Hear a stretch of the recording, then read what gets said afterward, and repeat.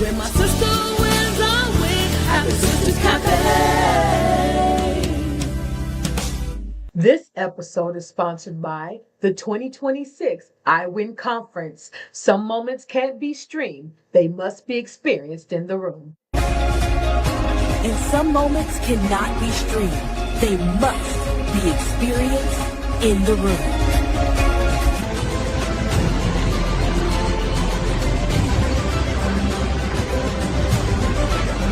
Hey ladies, we are just one day away from the 2026 Sisters Cafe I Win Conference, and I want you in the room. This is your time to grow, connect, and win. Today is going to be a powerful conversation with none other than the amazing Lady Tammy Stewart. Mind you, she is our keynote speaker for the 2026 I Win Conference. Today, she is going to share how to birth purpose, to break strongholds, and walk boldly in your God-given authority. This episode will stir your faith and ignite your next season. Type I win in the comments if you're ready for more. Hey everybody, it's your girl Gladys B here for another segment of Sisters Cafe. Since you are on here, we're going to give you a second to get on, tag your friends, tag your family, tag your coworkers, tag your church people, tag everybody. Just tag everybody. Use your platform and share this interview because this is not something you want to miss. I promise you. I know I say that all the time, but this one is for real. Well, they're all for real, but this one is for real, for real. Y'all share it with somebody because I promise you are going to get something out of this. I'm excited because I feel like I'm going to get something out of it, and I can't wait to get this started. So again, go over to Sisters Cafe. Take a moment. If you're watching on YouTube, you can share it off of YouTube, but if you're on Facebook, it is on Sisters Cafe. All right, so we are excited today, y'all, at the table. We are honored to sit with a powerhouse. We got Lady Tammy Stewart in the house, y'all, affectionately known as Lady T. She is a keynote speaker for the 2026 I Win Conference, y'all. It's about to be bananas in the house. If you are needing a win, if you've had those kind of years where you just feel like, look, I don't know what's going on. I don't know what needs to happen, but something needs to break through. This is the room you want to be in. On March 27, 28, we are at the I Win Conference, and our keynote speaker is fire. And I don't mean fire as in entertainment fire. I mean fire as your soul will be blessed. Now, unless there's something seriously wrong with you, you will not leave the same way you came in. But that means you have to come in ready to accept, to hear, and to be open to what God is saying to you. She is a life coach, an author, creative, pastoral counselor, and a midwife, helping women to give birth to their divine purpose. Y'all, there's no better person to be the keynote speaker at this I Win Conference. And I'll tell you all about how that came about in a little bit, because I'm going to get her up here so we can start this conversation. But before I do, remember to share and like this post. Go over to the YouTube channel and lock Sisters Cafe in. That way you are notified every time there is a segment that comes out. Don't forget to follow me on all these social media platforms. Go over to the Daily Faith Network. Y'all, we are a whole channel over there on Daily Faith Network. You just go over there, download it on your Roku TV, Fire Stick, or Apple TV, and look for the Sisters Cafe channel because we there. Also, you can catch me every Wednesday on Power Influence Radio on powerinfluenceradio.com or on their Facebook channel. The I Win Conference is on March 27th and 28th, 2026. Y'all don't want to miss it. Go over to www.sisterscafeinc.com and you can register. You can be a volunteer, an advertiser, and sponsors. All sponsors, you still have an opportunity to be a sponsor, so that way you could grow your reach and you can be everywhere we are. So at this time, I am going to introduce to some and present to others none other than Lady Tammy Stewart.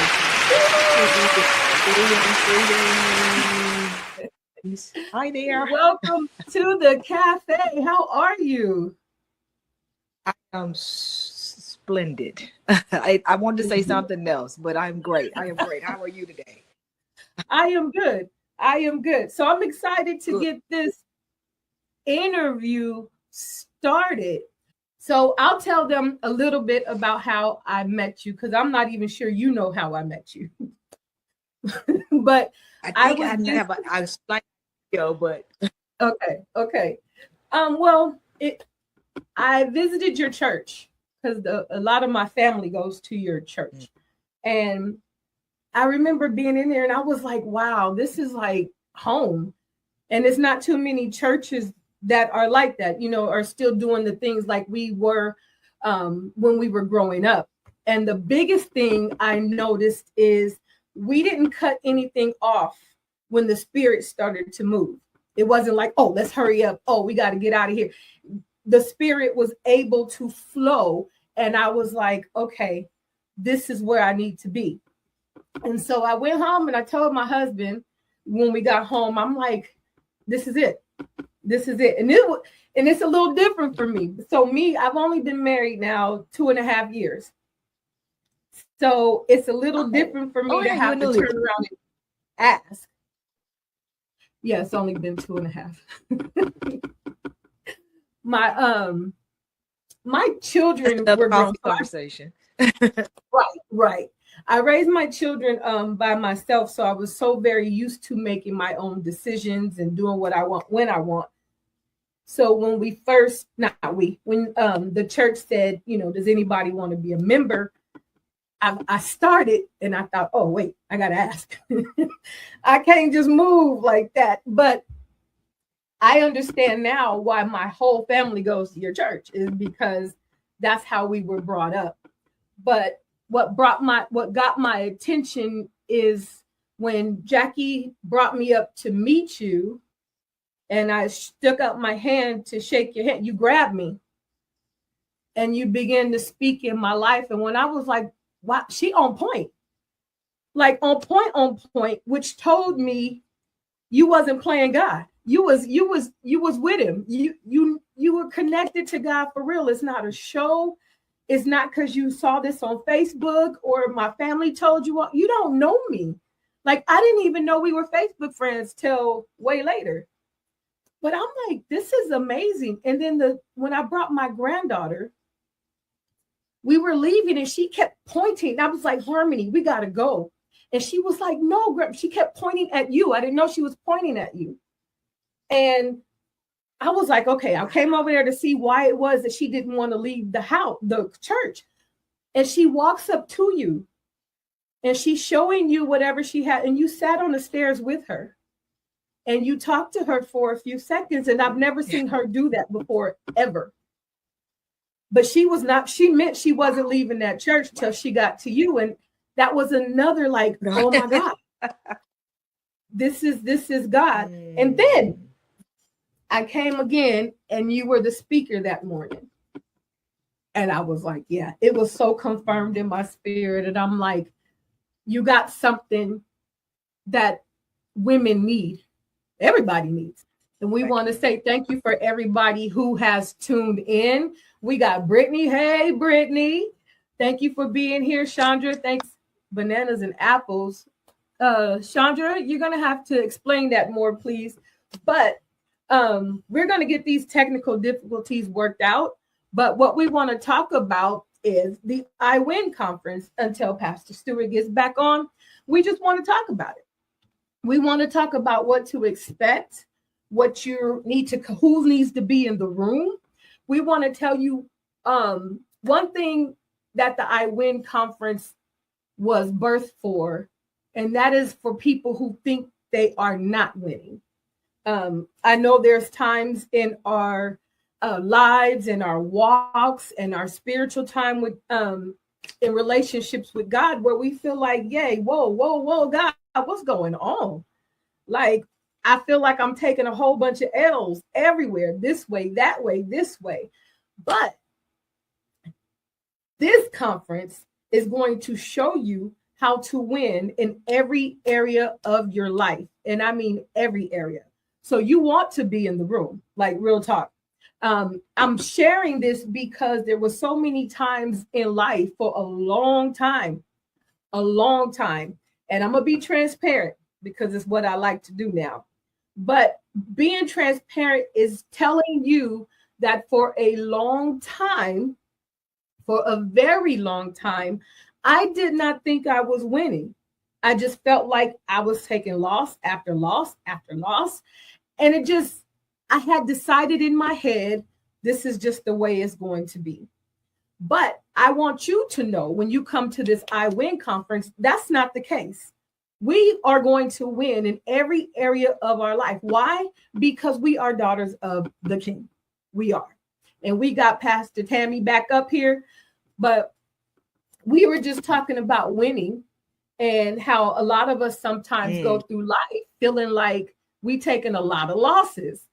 And when is this going to end? Is it ever going to get better? God, do you even love me? What is going on?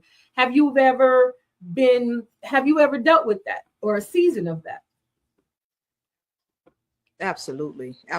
And I think sometimes we are found guilty of feeling super religious or like superheroes, as if we do not have to go through certain things.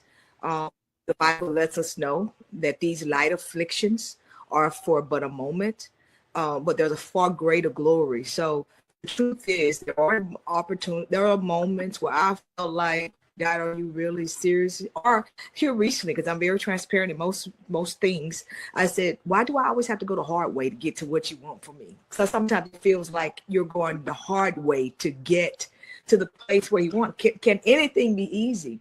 But one of the things that I've learned is that even when it's not easy, you appreciate more and you see how much strength that you've actually gained when you've made it through those hard places. So sometimes you start thinking that loss. Sometimes it feels like we're losing, and sometimes we have to lose some things in order to. Sometimes we gotta lose something. It feels like loss, but it's actually some things that are being taken because it's eventually a win that has to take place. That's awesome that you said that, because it kind of guides me into my next question, which is, what started your ministry journey in the first place?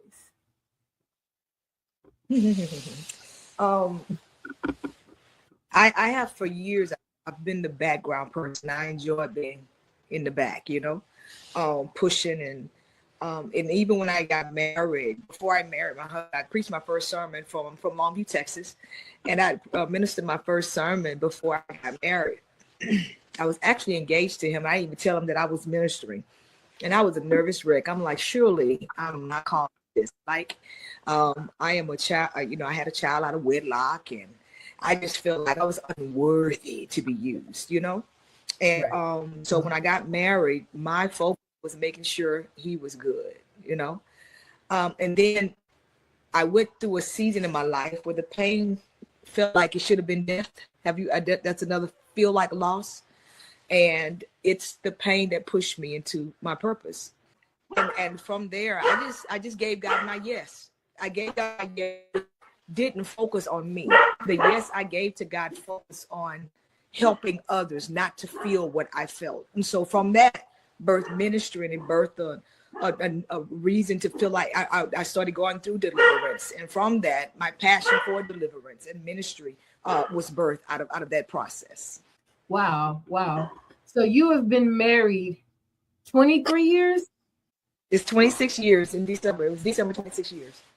Wow. Well, congratulations on that, because a lot of people can't say that. So what does that what does that look like? A lot of people see think they see the glamour or the honor or the appreciations and things like that. But what does that look like being a woman in ministry alongside your husband?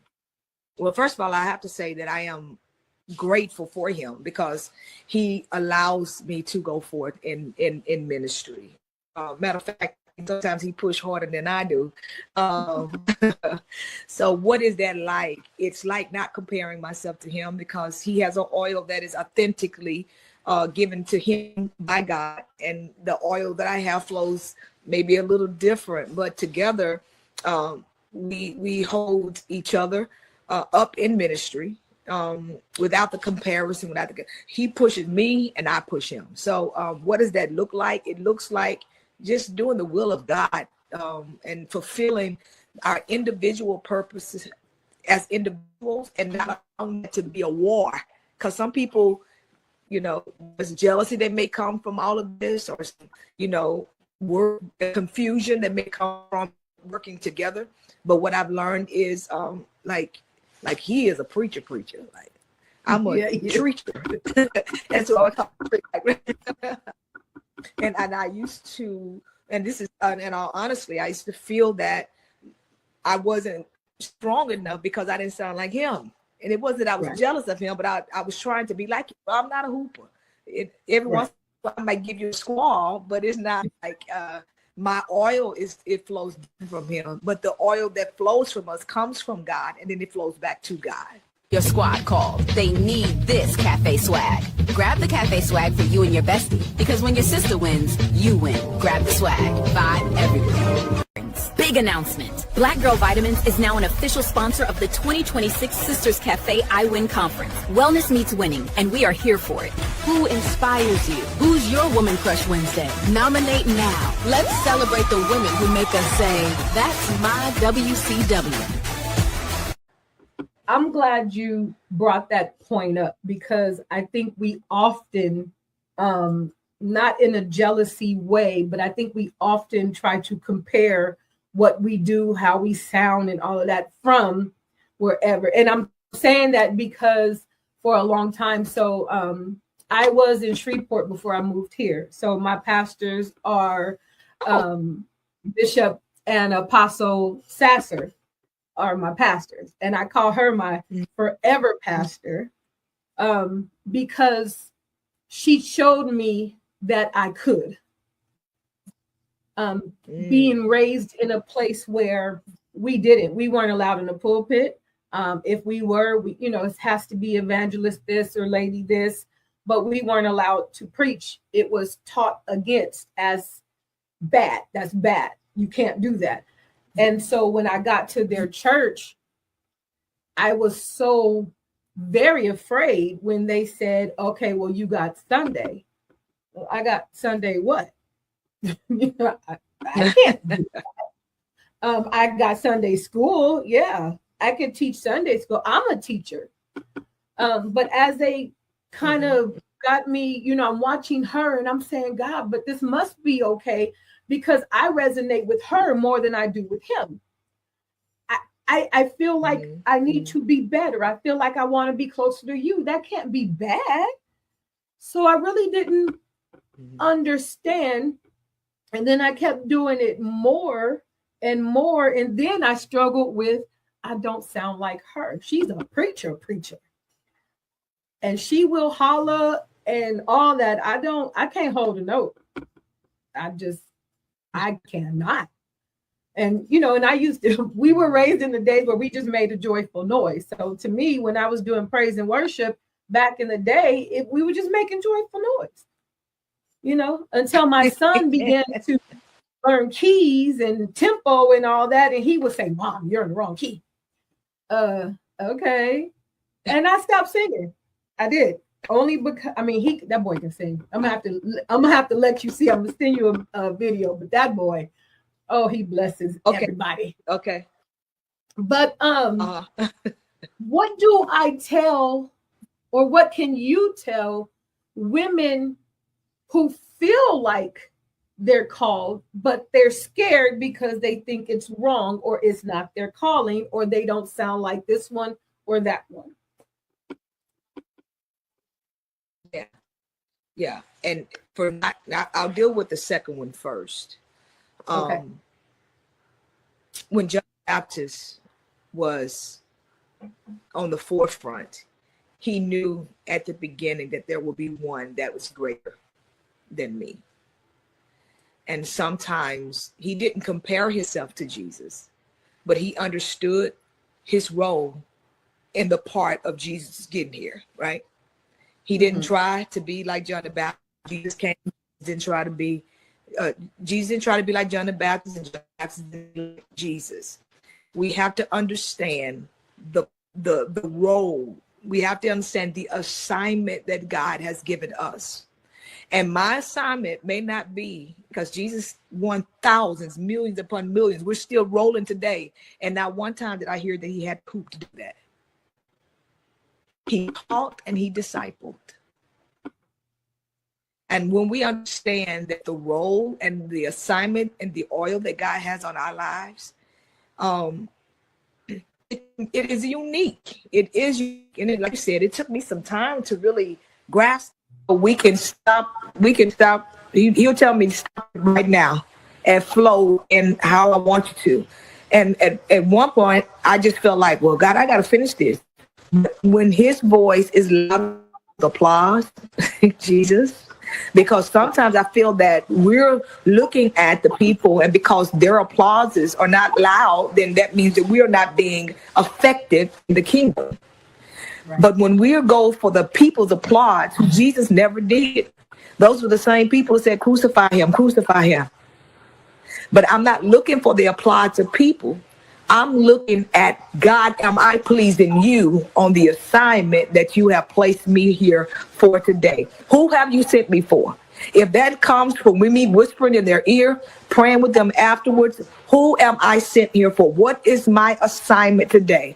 And if it's me teaching, if it's me hooping, if it's me singing, sign language, praise, dancing, however he wants me to fulfill that assignment, then it's our surrender is a surrender to God to be pleased with us, not for us to have a place among the people where they're applauding us, because to get applause for them today is our reward today. You understand? But our reward actually comes from God. So all that to say, however he uses you, he uses you. And then he gives us gifts and he gives us talents. And for those that say that I can't do this because, and I think a lot of us is that we get guilty of like, Lord, I'm not, like I told you, I had a baby out of wedlock. I'm like, God, I'm not worthy to be used by nobody. I've been used. You understand? But so here I am. And he began to deal with me greatly about the gifts that he gives us.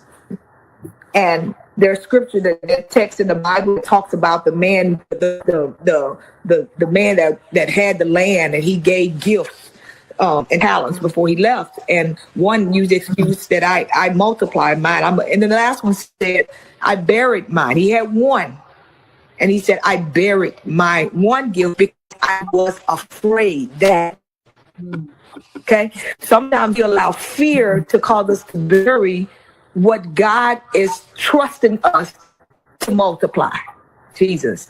And so in our burying that, like the man did, he said, I took the one and I buried it because I wasn't for sure there was an amount of fear that came because he didn't know about this uncertainties. He didn't know about what tomorrow would look like.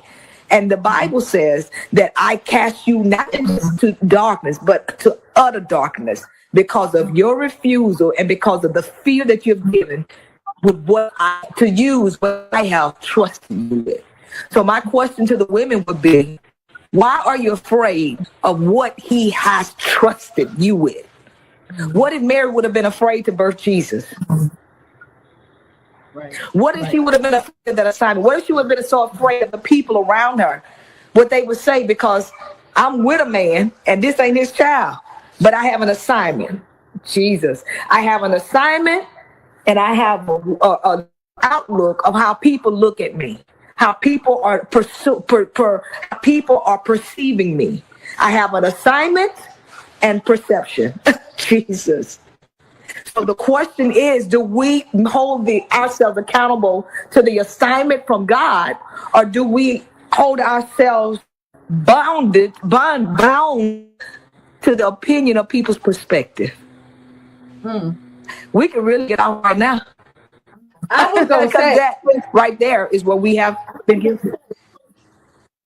we live in a time where validation is so desired. We need people. If people don't like our posts, we think it don't mean nothing. If people don't agree, like you said, if we don't get a whole bunch of hand claps, we think we didn't do anything. And we have to get to a point where God is the only person that matters. Period. Because ain't nobody else died on the cross for my sins. None. Not even I don't even know if my mama would. I'm gonna be honest. I don't know that my mama would go to the cross for me, but God did. Jesus said God gave his only begotten son. Why? He loved us. Who else loves you that much? Mm-hmm.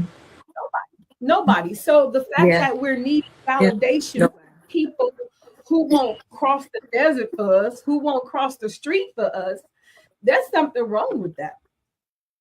But I'm sure, think about all the Bible accounts. I'm sure everybody thought Noah was crazy, but he kept doing what God told him to do, which saved his family. Because he could have been like, yeah, no, that's crazy. It ain't never rained. I'm not doing that. Because sometimes we do hear things and we be like, I'm not doing that. That's we have to be, God has to be first. Period. Absolutely. And we have to leave ourselves excuseless, you know. And there are a lot of things that you know, as humans, we feel that affirmation is good. But the affirmation from people, I mean, it you know, if you do, you do. If you don't. But if we rely solely upon the affirmation of people, that's when hurt comes, because some people will never tell you. That's when you feel like you should be doing this because of what people say. But there are opportunities that God gives us, like your platform, Sisters Cafe. The thing that really needs to be done is discipline and faithfulness. If you discipline faithful to God, that's all that matters. Because you may not be called to millions, but I bet you if you just decided not to do what he told you to do with Sisters Cafe, how many people would not have been free from some kind? I don't care if it's one or two, sis. You're doing what God told you to do, and you don't have to wait on a podium for that. You just obey, because now we have learned since COVID that social media is one of the greatest streams that you can flow through for kingdom assignments. Right. But again, it takes discipline and it takes faithfulness. It does. And it takes discipline and faithfulness. And not needing the validation. When you said about people not getting what they need, had I not started Sisters Cafe, and it just kind of takes me back to how it started in the first place. And that was to fill a gap between the youth department and the missionary department. It was like, as soon as you got out of being a youth, you were missionary. And what about us in between? Like, I'm not ready to be the missionary. Right now, I'm dealing with raising these kids. And, you know, I need somebody to help me with why I love this kid and this one get on my nerve, but this one won't listen no matter what I do to him. You know, I need to have somebody I can say, what is wrong with me? You know, and that they tell me exactly an answer without condemning me to hell. I went through a season of, I wasn't sure why. I got divorced. I got married when I was 8. The first time I got married when I was 18. I got divorced when I was 21. And after that, I didn't really understand how to continue in having had been married, and now I'm not married. So I went through a season of just wanting somebody there. And I really felt like there was something wrong with me, why I couldn't control the urge to want somebody there with me, until somebody, a lady, decided to help and said, because you're a woman, you know, there's nothing wrong with you. There's nothing wrong with your relationship with God. He made you that way. You just have to have self-control and self-discipline That part. versus the other people telling me I need to pray more because there's something wrong with me. You know, so that's why Sisters Cafe was birthed. It is just in this one or two people, because the goal is to free them. We are so Absolutely oppressed sometimes. Growing up, we can't say this, we can't do this, we can't talk this, we can't feel this, we can't ask this.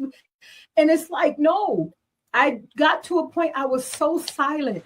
I was so silent and I was dying inside. I wouldn't say, you know, the pastor's kid can't say that. I can't think that. I got to be at church regardless of what I feel, you know, and it just got to the point where it felt like it was killing me inside. And then somewhere after 40, I started to speak up. And I felt so free. And I thought, I need to help other people get free. You can ask the question. There's nothing wrong with that. God don't mind questions. And get somebody in your circle. The 4th chapter of my book is called Check Your Squad. And I talk about the people you have. You have to be careful who everybody is not your friend. Everybody ain't rooting for you. But it's important to have people around you like they did. The man, was that Axe or Mark? But the man who had the 4 friends that took him up on the roof and dropped him down so that he could get to Jesus. Oh, yeah. Those are friends I need. Right. Do whatever they got to do to get me to Jesus. Absolutely. And I talk about that because we keep a lot of people around us that might be stunting our growth, blocking our blessings, all kinds of stuff, just because we want them around. So Sisters Cafe was built for this. We gonna be free. We gotta be free. And there's a level of worship and freedom that I didn't understand till way later. Like, it's some days I'll be in church and I'll be feeling like I should just run. I'm gonna do it one day. But that's how I feel, like, run. And I haven't done it. Why? Because I'm conservative. You know, and these hills, I don't know. I might fall. But that's the freedom. Kick them off, sis. It's all good. Right. That's the freedom I wish for all my sisters. All my sisters. All my sisters. Don't be bogged down. Jesus gave us freedom. There is liberty where the Spirit of the Lord is. That is where we need to stay. It's a beautiful thing. Peace and freedom. I'm loving it. I'm loving this stage in my life. How did your journey into coaching begin? The same thing. So I think my ministry, I started preaching every once in a while, but I started Motivated to Motivate, which is coaching / speaking. I started around the same time I told you earlier about the pain. And it started out just me writing different first ladies throughout the world. I might have sent a few to Australia, and I just created a postcard just encouraging different first ladies. It was something I did silently, you know. I went to bed distraught, hurt, and got up the next morning. The Lord said, "This is what I want you to do." So I began doing that. And then from there, I just had an urge and a desire to see people better. And so this started probably in 2017. And I was coaching for free. Like I've been doing it all my life. I didn't realize it. So here recently, I just finished a master's program in counseling. So I will be finishing up in May at the age of 53. Because when the Lord really shows you, when he showed me who I was, like at 40, because I started my Motivated to Motivate around 40. That's when I woke up. It's like I laid down, and around the age of 40, it's like, okay, here's your freedom from whatever was has bound you. That like for years, just bound. So at that moment, it's like you couldn't tell me nothing. I was full-fledged. Like I have no time to waste. No time to waste, because once you get a vision of who God shows you, and like for years it felt like I just didn't know. Like I did not know this, and I wanted to know him, but I finally understood. Jesus, my Lord. When you talked about liberating, I wanted to stand up, but I didn't want to knock over this ring light because there is nothing like the freedom. Finally, finally figuring out who God created you to be all alone. Wow. It wasn't new to him, but for some reason it was hidden from me. For some reason I didn't see it. And when he finally showed me that my life mission to this day is to help people uncover who they are, understand their purpose, and never feel alone like I felt during that time. No one should ever feel alone and like they can't talk to someone, like they're too ashamed of whatever they've gone through. Nah. You can bring whatever it is. I'll take it to the Lord. But I started coaching in 2017, and like I was doing that for free. Notice the word was. Praise God.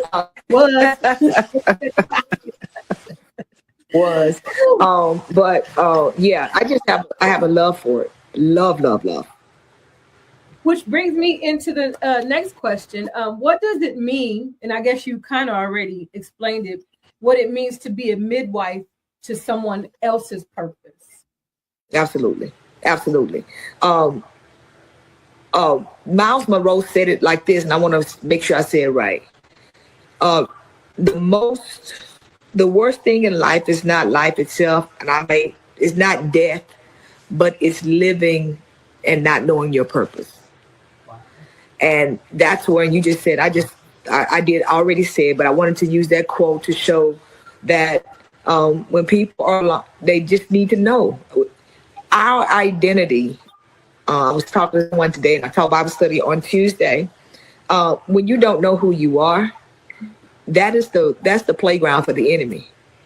Because then, and I'll give you an example I did in Bible study the other day, when Jesus was baptized by John the Baptist, God came, his voice came from heaven and says, this is my son in whom I am well pleased.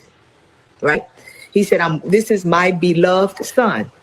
So then he gets baptized, and then Jesus goes to the mountain because now his ministry is about to begin. But before he goes into ministry, he goes to die to himself. So he goes to the mountain for 40 days and 40 nights, begins fasting and praying.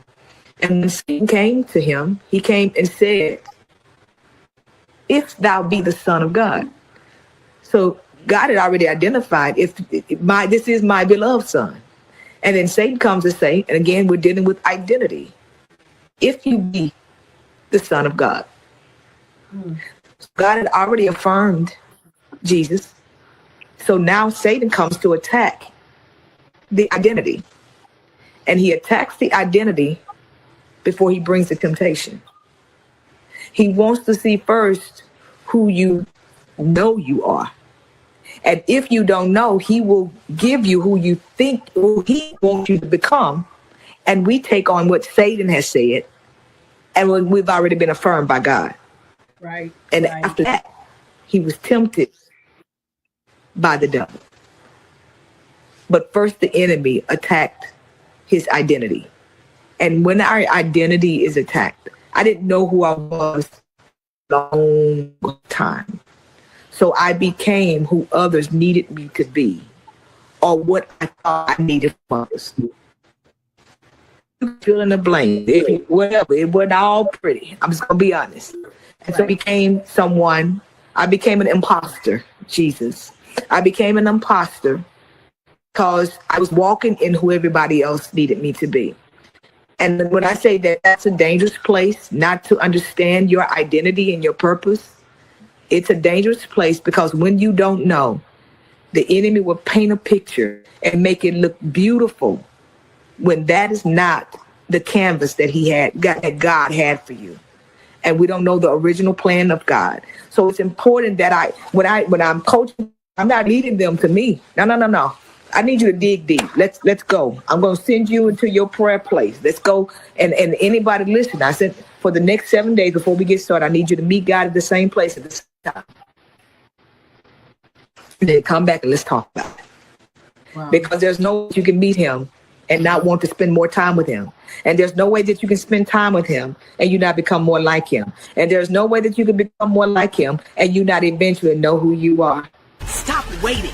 This is your season. The I Win Conference is calling your name. Step into the room that changes everything. Register now before seats are gone. In just 2 days, women are coming to win.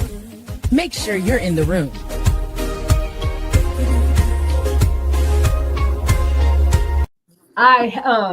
I'm listening to what you're saying. It's like you would think you and I have had a conversation before, but that is the premise of the whole book. So the book is called The Best Version of Me.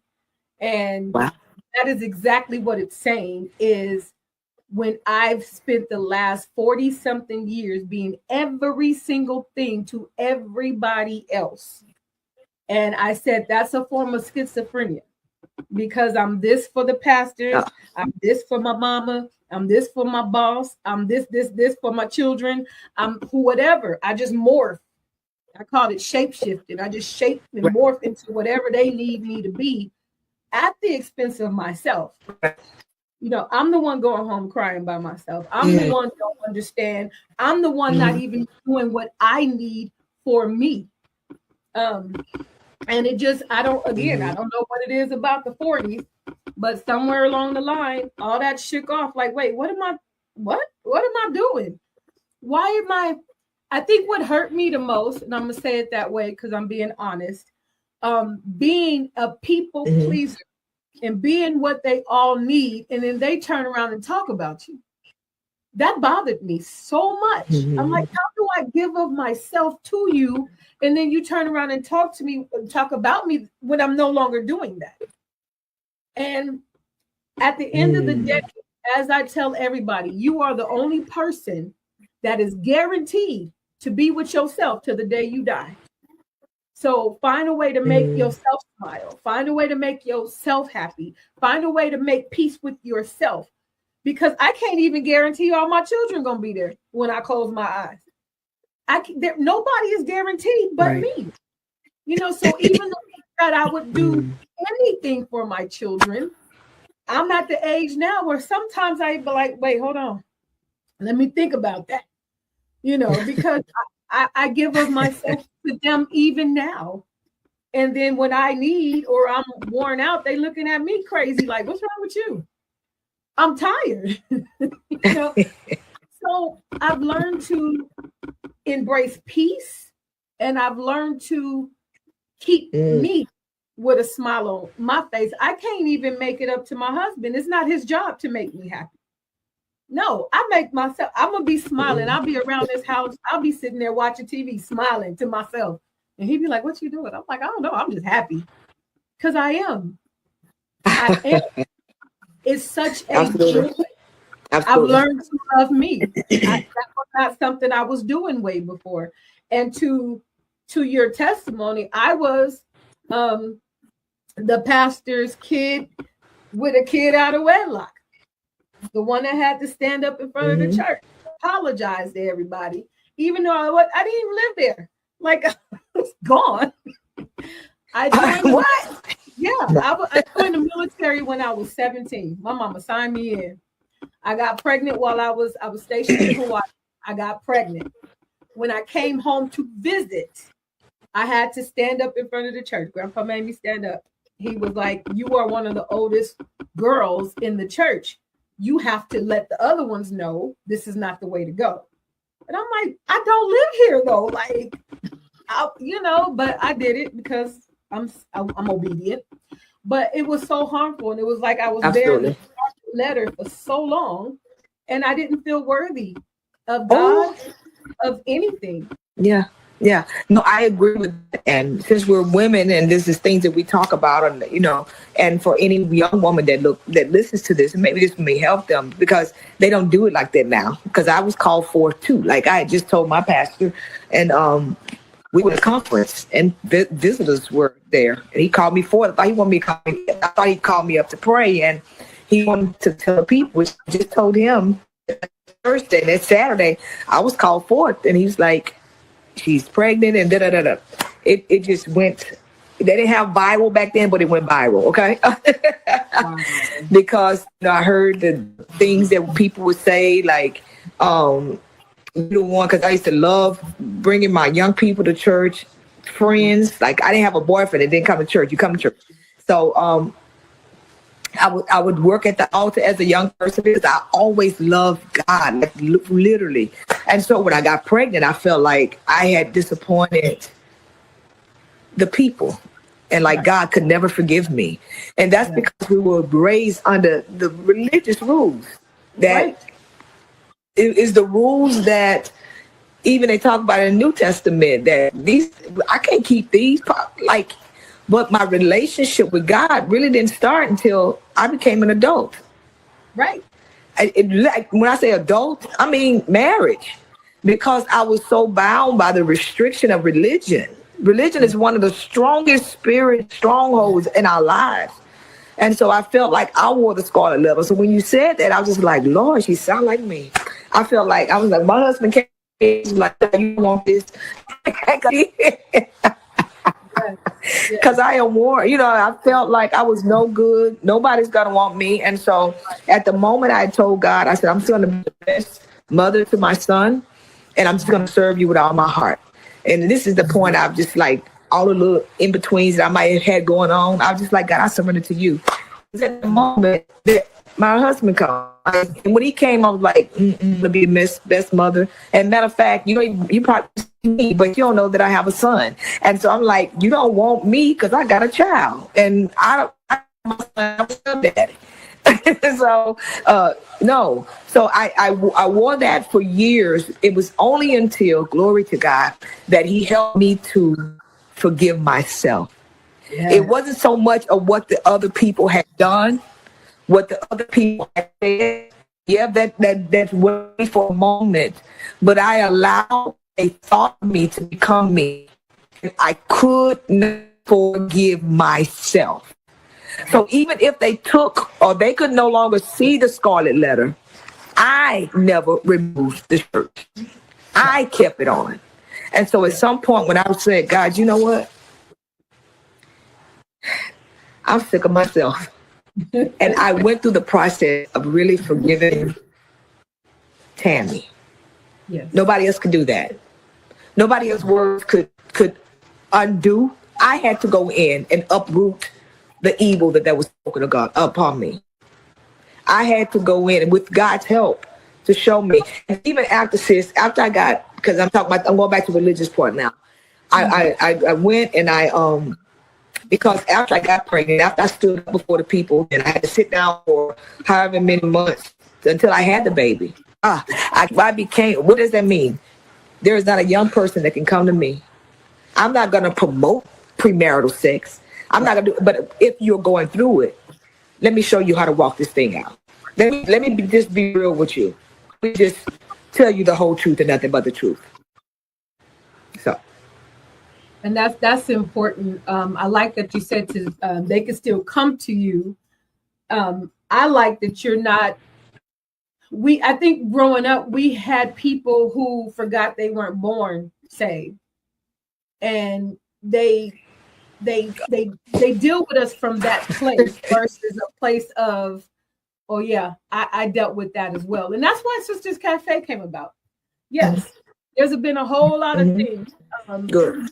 It got so bad when I got 17, and I remember this was before I went into the military, but I knew I was going. I went out of the church doors. I remember closing the door, and I stood on the porch of my family's church, and I looked up and I said, I will never come back to church, ever. It was so, and I think about that often, because that's why I in turn start dealing with youth more, is because we got to pause that. We got to prevent that somehow, of them getting of age and then leaving. I meant it because people are not nice. The people of the church are not always nice. And I was just tired. And I'm gonna be honest, I'm not with the politics of church now. Look, I came to see Jesus. I came to worship. I came to lift my hands. I came to pray. I didn't come for all the foolishness. I don't like it. I don't. I mean, it's a hospital. Anybody should be able to walk in here. Anybody should be able to be embraced and loved on, and somebody to say, "We are so glad you're here." You know, here's a seat right next to me. Or have a seat. Here's my seat. You know what I mean? And we don't treat people like that. And I just. And the generation is looking for people to be genuine. They're looking for the genuine love of God. And sometimes the only God that they will see will be us. And he never, like, he went and sat with the sinners. I'm not telling you to go to no crack house if you know you struggle with crack, but I'm just saying that he will go to the lowest person and he will love on genuinely. They, one of the things that my grandma, we call her Big Mama, she was, when I was like ashamed, and my sister did the same thing, and she just like, and I know one of the mothers had said some words to me during that time of pregnancy. And my Big Mama said, she said, "What?" I said, "Yeah, my Big Mama." I said, I don't really want to go. She said, "No, you're going to come back in here and you're going to hold your head up." And because she tell you is that she got 5 kids, 3 of them are 3 different men. So I'm like, oh.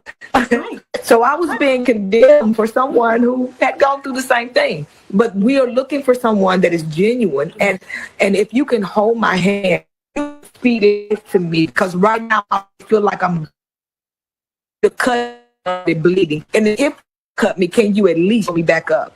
So that's one of my things. One of my things is, if I cut you, if I'm going to come to you in love. I would have some people even at church when I first started, some of the young people would come, and the older mothers who would, say, "No, we need the wisdom," but there's some platforms that our nation is good. But if you're going to come at me, at least learn my name. At least know my first name. You see my skirt, and then ask me my size if you want to help me. Cut me and not sew me back up. Because that leaves a disdain. My son said the other day, it's so many fake people. He said, it's just too many fake. And this generation is looking for authenticity. And if they can't have it, they're not trying to be around us. And they can see straight through it.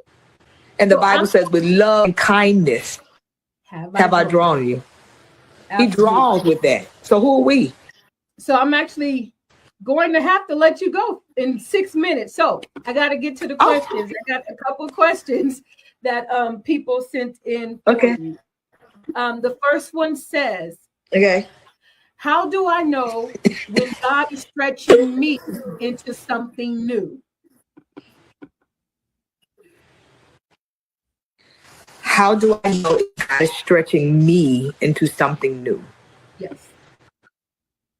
When sometimes he makes your area of comfort uncomfortable.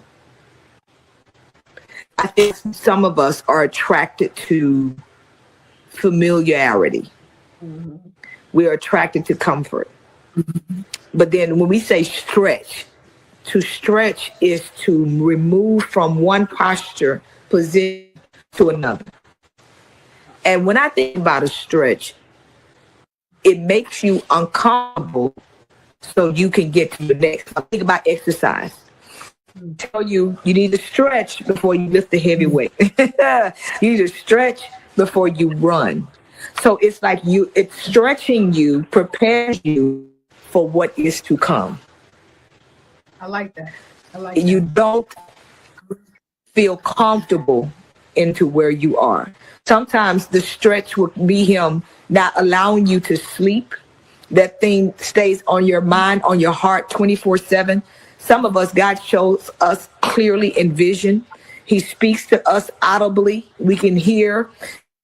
You can hear all the prophetic words that you need. You read that word until you what God is saying will never move.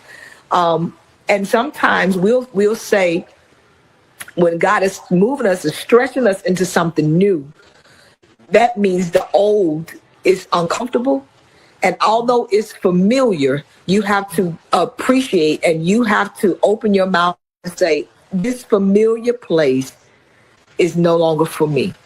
and be ready to say, forgetting those things which are behind, I press. Somebody said at the beginning of the year, you have to let go of what was in order to grab on to what is.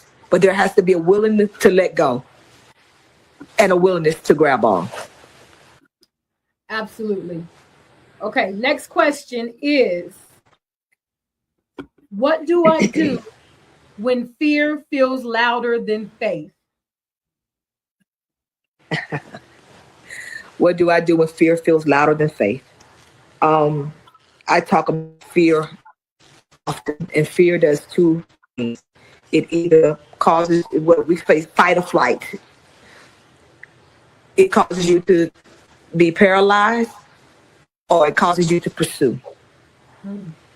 At your mindset, whatever your mindset, because the Bible says that God did not give us the spirit of fear. He never said it didn't. We're gonna come. It will come, but either I'm going to allow my faith to be louder than my fear. And what happens? How do I stop that from being the case? You have to feed your faith. Mm-hmm. He takes us from glory to glory, from faith to faith, from glory to glory. There's levels of our faith, but it's us that have to build our faith. We have to continue to build in the Word of God and our prayer life. And I often talk about spending time with God, you all, because that has been my that thing has saved my life. Just spending time with God. But in order for you, your fear will come. I'll just say that. You cannot stop it from coming. You have to decide. Again, it's our mindset. Whatever you believe is how you act. Whatever you believe, whatever you think is what you believe. And what you believe is how you act. So if you think, okay, I have to do this, with fear being present, because you have to fight through fear, and or through fear being right by your side, sit on your lap, holding you by the neck. You still have to move, because your faith eventually kicks in and it causes fear. It's almost like demons, and God coming in and pushing it all back. Keep moving in your faith, building your faith, and fear, it's going to be present, but it has to watch you win. Your fear will have to watch you win when you have a mindset that I'm not going to stay here. I know we have to go. So that's a whole nother coffee conversation. Right. Last one question says, how can I support other women without comparison? Ooh. How can I support other women without comparison? And as women, that is a natural thing for us to do, whether it's the way they look, our shape, or whatever. That's something. If it's your comparison, if you're trying to help them, then you have to get out of scenario. Focus on them. Mm-hmm. And not on you. So I'm almost wondering where's the comparison coming from? Are you comparing yourself against them as you help? I'm not for sure if that's what we're meaning. But if that's the case, let them be your focus. If you're gonna help. That's almost like someone is in a fire and you're going in the fire, and you should have a mask on. And if you go into the fire, that you don't give them a mask. You have it, but you don't give it to them. You just go and get them, but they're still taking in all this smoke and could possibly die because of what they're ingesting. So you're there to help, but you're also harming, because what you have in your hand, you're not actually giving to them. Because I don't know, what are we doing here? What are we doing here? So I hope that made just a little sense. But if we're going to help, you go in with your eyes focused on them and not on yourselves. All right, so we are getting close to our close. So if you could let everybody know, how can the community stay in contact with you or follow you? Oh, okay. Well, you can follow me on Instagram, YouTube, TikTok, Facebook, under Tammy Stewart. I think on the Instagram is Tammy Stewart Motivated to Motivate, or M2M, the M number 2M. Or you can meet me on my website at www.motivate2motivate.org. Oh, and our church is also located in Houston, Texas. We're at Greater Emmanuel Family Worship Center at 3915 Kelly Street, where my husband pastors, Bishop Titus B. Stewart. I so appreciate your time. I really, really do. And I thank you for being. It was good. I enjoyed it. Oh, we're gonna have to do it again because I see the technology was trying to. Oh, absolutely. Or I'll just come where you are and we can drink coffee for real. So let me know. Exactly. We'll see you again next time for another segment of Sisters Cafe.